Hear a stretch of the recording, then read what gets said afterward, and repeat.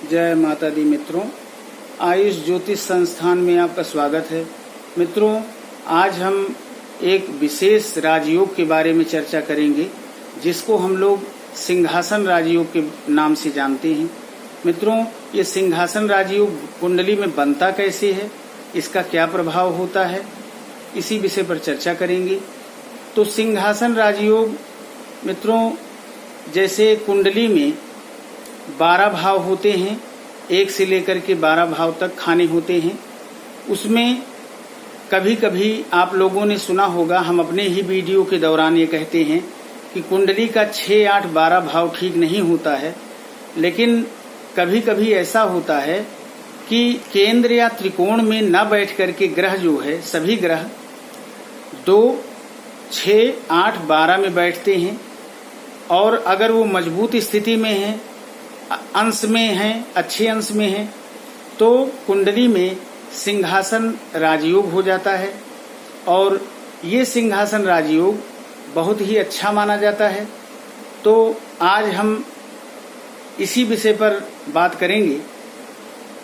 तो पहले हम लोग ये जान लेते हैं कि कुंडली में बनता कैसे है और इसका क्या प्रभाव होता है।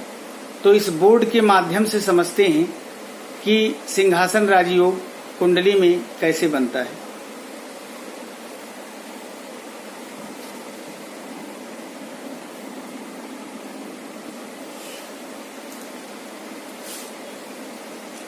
मित्रों, ये वृश्चिक लग्न की कुंडली है। कुंडली किसी भी लग्न की हो, और जैसे यहाँ पर हमने उदाहरण के लिए वृश्चिक लग्न की कुंडली को लिया है। यहाँ पर केतु बैठे हैं।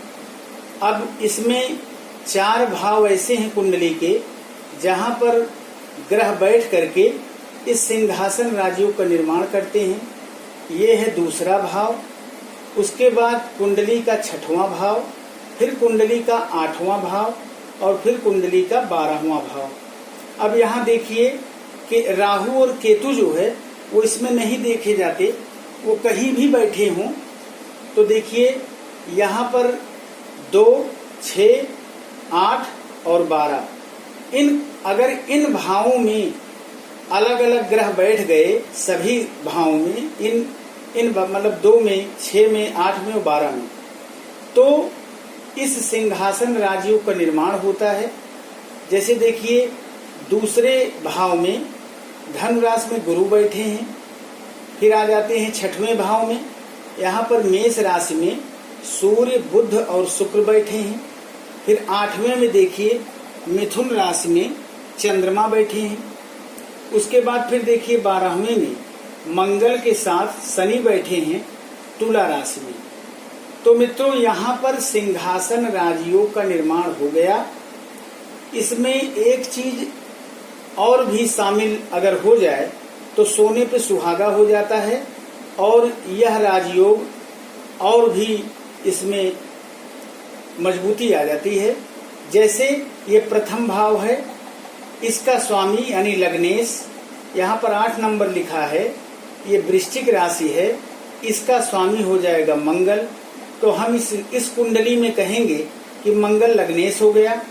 अगर यही मंगल दूसरे भाव में गुरु के साथ बैठा हो तब और अच्छा माना जाता है, और अच्छा इसका प्रभाव होता है।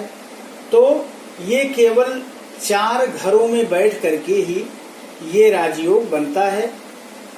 वैसे तो सिंहासन राजयोग और भी इसके प्रकार हैं, लेकिन जो आज मैं ये प्रकार बता रहा हूँ, इसमें 2, 6, 8, 12 में बैठ करके ये राजयोग बनते हैं। तो मित्रों, आप लोग जान गए होंगे कि कुंडली में सिंहासन राजयोग का निर्माण कैसे होता है। मित्रों, इसके साथ साथ हमको कुंडली में जो दूसरा खाना है, 6वां है, 8वां है और 12वां है, जहां पर ग्रह बैठे हुए हैं वो अंश बल में कैसे हैं और उनकी स्थिति क्या है, इसको भी हमको देखना चाहिए। और ये बहुत ही कम लोगों की कुंडली में ऐसे राजयोग बनते हैं। लेकिन अगर विश्वास मानिए मित्रों, अगर ये राजयोग बन गया तो व्यक्ति बहुत ऊंचाइयों पर जाता है। वो दिमाग से बहुत ही, उसका जो दिमाग है बहुत तेज होता है, शार्प होता है, बहुत प्रसिद्धि प्राप्त करता है।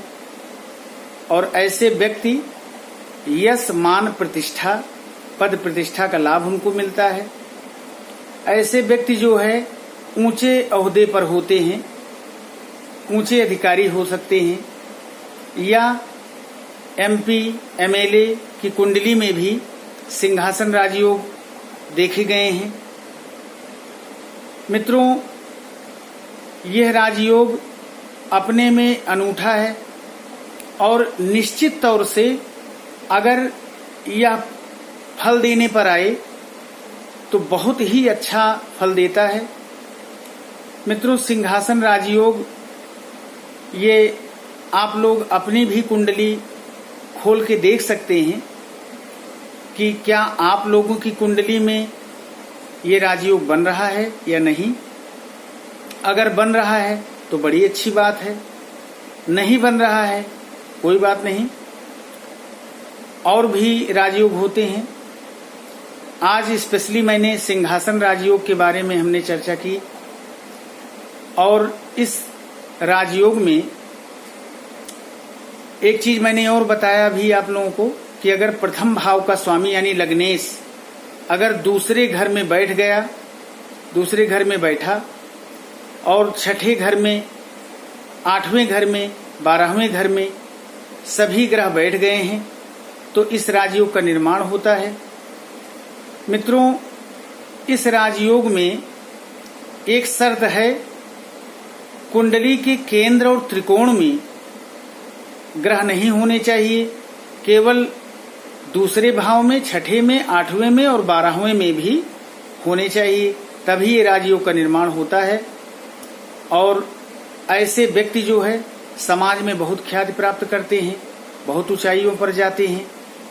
और तमाम ऐसे लोग हैं जिनकी कुंडली में ये राजयोग देखने को नहीं मिलता, लेकिन अगर किसी व्यक्ति की कुंडली में राजयोग बन गया तब ये समझ लीजिए कि वो एक राजा के समान जीवन व्यतीत करता है, उसे किसी चीज की कमी नहीं होती है।